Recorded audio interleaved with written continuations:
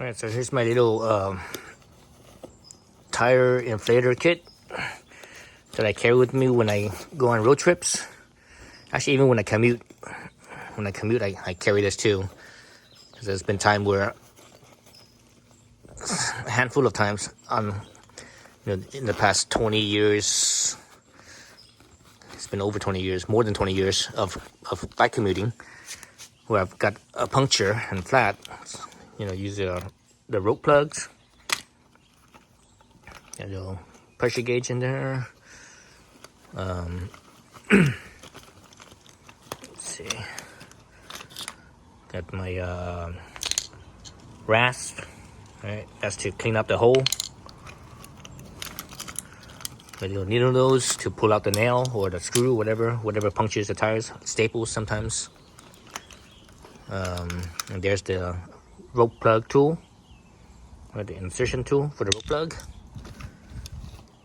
What else do I have in here? Got a little flip your screwdriver. So you flip this. One side's a flip 4-point and one side's a flathead. What else? I think that's it. That's all I got. So here's my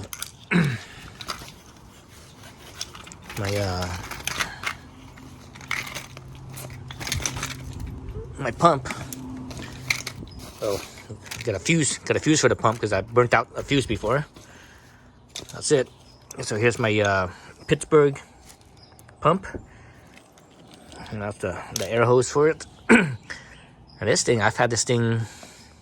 Actually, this is the second one I've had. The first one I had. What happened to the first one? I think the first one I gave it to someone, and I liked it so well that I bought another one. Because I tried a few other ones, and they didn't work as well. At least from Harbor Freight. This is from Harbor Freight. Pittsburgh is sold at Harbor Freight. So this thing has a big old giant electric motor. Look at this big electric motor here. Over here, this is the pump right here. This is the piston. So it works just like a regular, like an engine where you have this is basically the crank, and it spins and you have a little reciprocating piston up in here. Right. So I've used this for. Well, again, this is my second one, but I've used this thing for like. This particular one I have had since, let's see, how long have I had this one? I think I had this one for maybe 5 or so years, about 5 years, maybe 4 years. The one I had before that one, exactly the same. I also had it for, that one I had for like at least 5 years, if not more than that. But anyways, I've used this on motorcycles and I've used it on cars as well. Like when I take a road trip on the car, I take this bag with me with all this stuff, right? But usually it stays in my it usually goes with me when I go on a motorcycle trip. But also when I commute. And in light of last night's tire change, I changed the tire on my commuter bike, my Zero, and I use this little thing. Silca is a brand that's made, they make bicycle pumps. It's an Italian company, Italian brand, make bicycle pumps. I think they make the best bicycle pumps. Overall, they make the best bicycle pumps. But anyway, so they just came out with this little pocket pump. It basically uses a drone motor, and whatever setup they have in here. But whatever the case, this is gonna be my new pump. This thing right here, this little thing right here, is gonna replace this. Yeah, this thing has enough juice. It's surprisingly strong. And when I was pumping this up last night, even tire pressure at 40 psi, it was connected, and I was still, with it off, I could still just turn it on at 40 psi. It would just pump against it 40 psi and start running. This thing, on the other hand, can't do that. This thing, when you get up to when you get up to I think like 25, maybe around 30 psi or so, somewhere around there, you can't do that. You have to have it not attached to the valve, to the tire. Turn it on, let it run, then you connect it into the to the tire. Because if you just connect to the tire without it on, the piston that's running here, it's not able to push against the pressure that's in the tire. It just basically it just stops. So you're like, oh, even though it's a big giant motor, not that strong. Maybe it's the gearing ratio on here. Whatever the gearing ratio, because I don't think this thing actually has gears. I think this thing is direct. If I can remember it, I took this cover off before, and you actually see where the crank is for the piston, for the connecting rod. And this thing doesn't have gears. It's a direct drive. So there's no reduction gear. So it doesn't make it easier. You think, oh, big motor. I think that's why they made it like that, where there's no reduction gear. So it's directly 1-to-1 ratio. So basically each revolution that this motor spins, the piston that connects to it also spins one full rotation. Meaning, if the piston starts out at the bottom, let's say the crank, because it's eccentric, right? For it to work for that reciprocating motion. So if the piston, the connecting rod, is at the bottom, meaning the piston is at the bottom. So when this thing spins up, where the connecting rod is towards the top, that means the piston's up at the top. Then it spins back down to the bottom. The piston's back at the bottom. So that's one rotation. So one rotation of the motor is one full cycle of the piston. From if it starts at the bottom, it goes up top, back down to the bottom where it started. So that's a 1-to-1 ratio. So because of that 1-to-1 ratio, it's actually not as strong. If it had like a gear reduction, it would be more oomph, especially with this size of a motor. So in light of that, and this thing working, I'm just gonna put this to the sideline and maybe, I don't know, either give it to someone or something. I don't know. I'm not sure. I think I'm probably just gonna give it to someone. I think I'm gonna give it to my one of my coworkers. She probably would have use for it. So I'm gonna get rid of this thing. So that's that. It has a little cigarette lighter plug type thing. That's where the fuse goes in here. And you could connect it to the lighter plug, or you could connect it directly to the battery via the alligator clips. So that goes away. Give that away. Keep the rest of my kit right here. I'm actually not sure if I want to. Oh, actually, this goes with it. So this is the plug that goes in with it. It's actually a pretty nice plug. So this is a little quick release, just like a air, kind of like an air gauge type of thing, right? Quick release connection to right here. Then this end right here threads onto your valve, your Schrader valve on your, on the car tire. So everything else I'm keeping. So I'm keeping my tool for the rope plug, needle nose, my little screwdriver, my little gauge, and here's my new pump. Jeez, look at that. The pump is like not much bigger than the gauge, right? The gauge is actually longer by about half an inch or so, almost half an inch longer. Width-wise, it's even narrower. Look at that. It sticks out. It sticks out a little bit wider than the gauge. So dimensionally, these two takes almost the same amount of space. But anyways, so that's my new flat tire repair kit. So I'm gonna leave this inside with my bike, my motorcycle, my commuter bike. So if I go on the road trip with a different bike, one of my other bikes, I would take this kit with me, and this would be with me.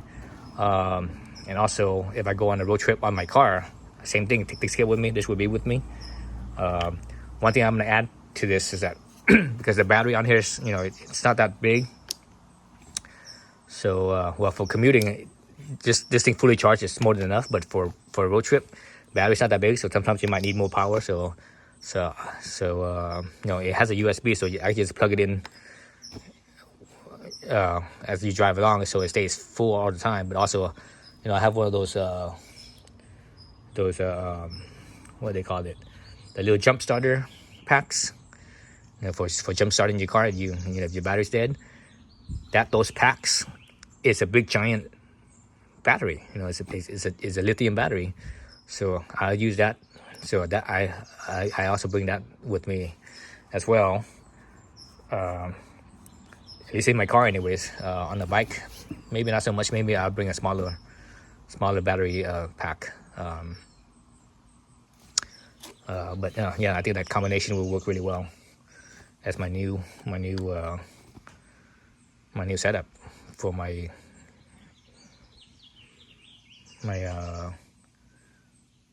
flat tire pump setup. Yeah, I think that's probably it right there. Well, let me show you my battery pack. All right, so this is the little. This is an Anker brand. Anker makes pretty good stuff. They're definitely better than most of the competition, I think. So this is a travel battery bank that I normally carry with me when I travel outside of a vehicle. Even when I travel in a vehicle, if I'm taking my computer with me, my laptop, I usually have this with me. But even if I don't take the laptop, if I'm traveling, I usually have this with me. This thing is, let's see, this is older. This is probably close to 10 years old. It's a second gen Astro something. Let's see, the capacity is 1600 milliamp hours. So 1600 milliamp hours comes out to 59.2 watt hours. So 59 watt hours. Right, not very big. And here's my Type S jumper pack. So Type S, you know, you get this from Costco. Costco usually sells that brand, Type S. I'm not sure if I've seen this thing outside of Costco before. Maybe on Amazon, possibly. So there's the jumper thingamabob. You plug it in, and here's the charger. Well, this is the AC charger. You know, the wall plug right here. You see the wall plug? That's the AC charger. It also has a should also have a regular non-word charger somewhere. Let me see. I could have swore I did. Maybe I'm remembering wrong. Oh, yeah, here we go. So here's the cigarette plug charger. Here. That's basically a USB thingamabob. USB-A. And USB-A. Then the connector for the battery jumper pack itself is it looks like a micro USB. And they should, you know, companies need to stop using micro USB. It's like, that's so outdated. They just need to all jump to USB-C, and that's the new standard now. So this thing says Pro Jump 15,000. I wonder if that's the battery size. Oh, it is the battery size. That means this thing is weaker than this. So that's 15,000. It says 15,000 milliamp hours. 15,000 milliamp hours. This thing is 16,000. 16. Let's see. This is a 30. Yeah, that's 3 zeros. 16,000. So this is actually more power than this one is. That's very interesting. I didn't realize that. But this thing is, you know, it's kind of big and cumbersome compared to this. But this thing has, you know, other things too. You know, like it has a light. It has a light right here, and has a light up right here. So this one is the spotlight.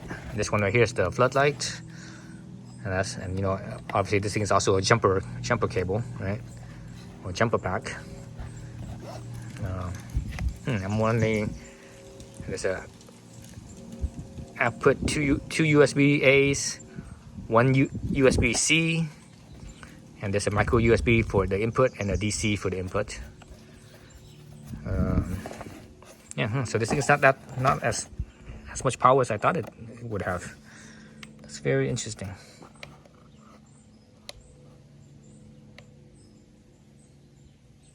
It's 100%. So this thing actually has more power than this one does. Look at the size difference. this Type S is like easily 4 times, if not 6 times more in volume than this little pack that has. Anyways, so yeah, so this is my pack that I carry along with me, at least in the car anyways. In the car, this is what I use. As far as outside the car, I never use this. I never carried this with me on a motorcycle. I think it's kind of big and cumbersome on a motorcycle. But I suppose I could, but I usually carry this. Again, I carry this with me in the car. So so no more jumper cables in the car. Actually, I do carry jumper cables at least in my Subaru. I carry jumper cables, but in my Miata I don't. So that's an extra backup. But yeah, so I think if I start carrying, and look how this thing takes a lot of space. So it's kind of big and bulky. There's other kits that I've had. Type S makes multiple kits. This is I got this thing a few years ago, but they have smaller kits and bigger kits with smaller and bigger size batteries. But anyways, so this right here works really well, and and this thing fits for an airplane. I think what's the limit on an airplane? So this thing is 16,000 milliamp. Is the limit of the airplane 20,000 or 10,000? Something like that. I can't remember now. But I've carried this thing on an airplane, so they didn't restrict me on that. But anyways, I think if I'm on my bike and I have this, I will probably carry this, possibly this. But this is pretty big and bulky. I don't see really a need for that. Having the jumper cables is kind of nice. I've never needed that on the motorcycle before. I don't think, because on a motorcycle you can always just push start it, right? You have it in neutral, push it. Actually, not having neutral, have it in like second gear or third gear. Hold the clutch in, push the thing, running speed, and just pop the clutch in, and the engine will start. Anyways, yeah. So I think if I'm on my motorcycle and I travel, I will probably have this with me. If I'm on a road trip, instead of carrying that, because I think it's big and bulky. On a motorcycle, you have limited space, right? If I had space, I would probably carry this as well, maybe. I'm not sure, but now that I realize that this thing is bigger than that, that's interesting. For some reason, I thought this one was a 10,000 milliamp, not 16,000. But this is kind of old. I'm actually thinking about getting the newer one, a bigger one, bigger capacity. I think whatever the biggest capacity that the airplane allows. And it could be 20,000 milliamps, but I don't recall. You guys could look that up. But I'm thinking of getting another one that's bigger. But realistically, this works. This has worked for me just fine for the last 10 years or so. Yeah. So anyways, this is my my new kit. My new flat tire, new pump kit. So do away with that. Yeah, it's all good now. All right, so that's about it. That's all I have to say. Just wanted to show you my flat tire repair kit setup, or my new setup, anyways, with the Silca. All right, thanks for watching.